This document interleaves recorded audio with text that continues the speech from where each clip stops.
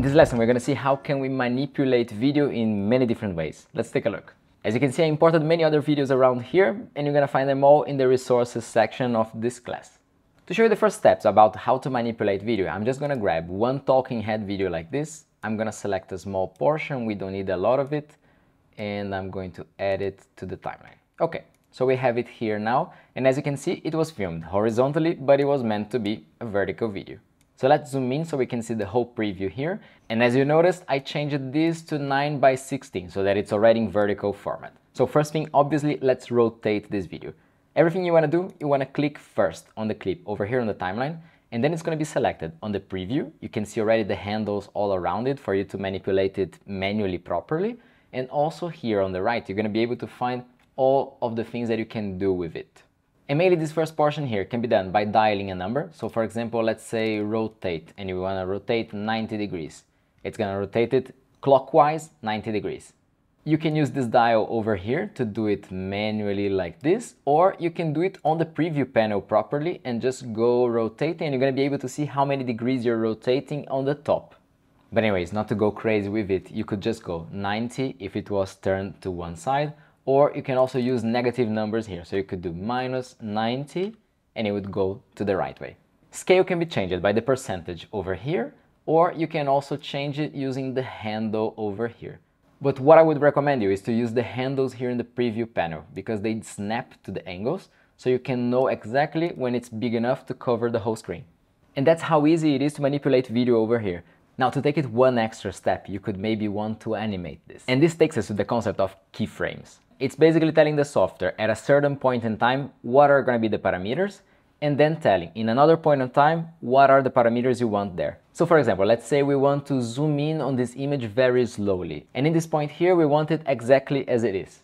So you can come up here to the right, and you're going to be able to notice that there are these diamond shapes over here, and these are the keyframe setters. As you can see, you can do it for scale, position, rotation, all of these.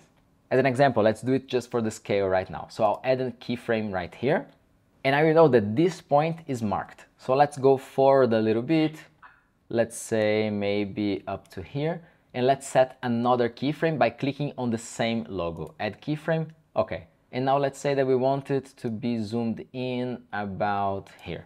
And what the software is going to be is going to understand that you want to go from point A to point B, and it's just going to make that sequence flow. So for example, now, if you click here on this sign pointing to the left, we're going to go back to the previous keyframe. And now very slowly, you're going to see that it's zooming in, either by the handles here or also by the number on the side here that just keeps increasing. And as I said, you can do it for any of the other parameters like rotation, position, whatever you want.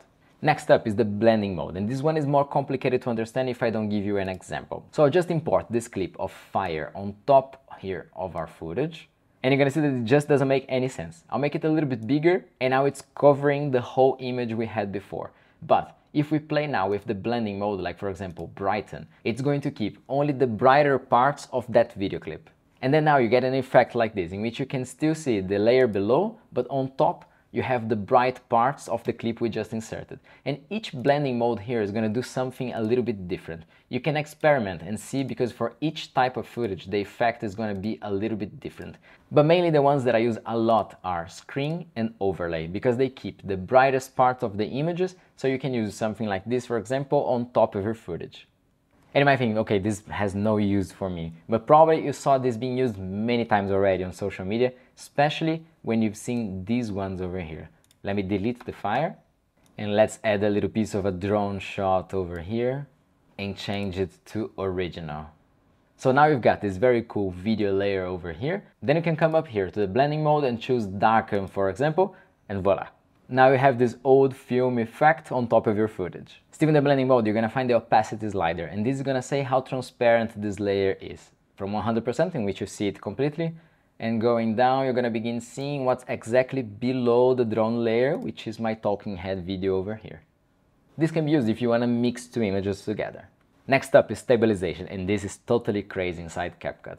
I'm going to show you two different clips. The first one is this, in which you can definitely see that there's some movement because everything is handheld.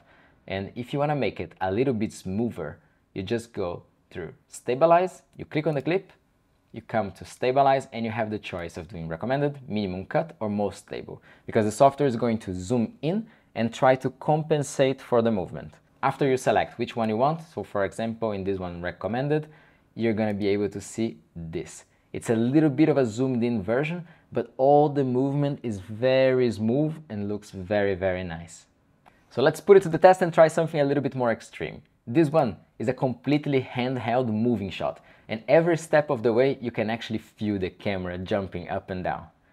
And doing the most stable stabilization option inside Capcut, you get this, in which you can still feel the steps, but it's so much better. Now you gotta be a little bit careful about this one because it makes things a little bit wobbly all around. So depending on the footage and depending on how shaky it is, the results are gonna be different. So observe it very well before saying that it's done, but still you can do miracles with this thing. Next up, we have two different options that are available only in the Pro version, but actually you can test them with the free version of Capcut, but when you try to export, it's gonna tell you that it's available only for Pro, so you're gonna have to pay before you can have your final video ready. The first one is noise reduction, and this is meant to reduce a little bit of that noise, especially when you're filming with high ISO at night. And this is quite insane. Check out this clip done right before sunrise, and you can see that from here it doesn't look that bad, but when you go in a little bit, you're gonna be able to see that the sky is full of these dots, which is grain from high ISO. And when you enable noise reduction, it's gonna work on the clip, and you're gonna be able to see it like this, completely clean. You do lose a little bit of definition, but depending on how bad, what's the situation of your clip, you can totally save it. Let me zoom back out. And this might just do a miracle for you. And this last one is called removing video flickers. So if you have any kind of video that just have those lights flickering because of the issue with the shutter speed you're using on the camera or on the smartphone, depending on how bad it is, you might be able to fix it using this option over here. In the previous lessons, you learned how to move around the timeline and how to adjust a video clip exactly the way you want it to be. In the next lessons, you're going to see more advanced video properties that look very complicated to do, so they add a lot of value to your video, but they're actually quite simple. See you there.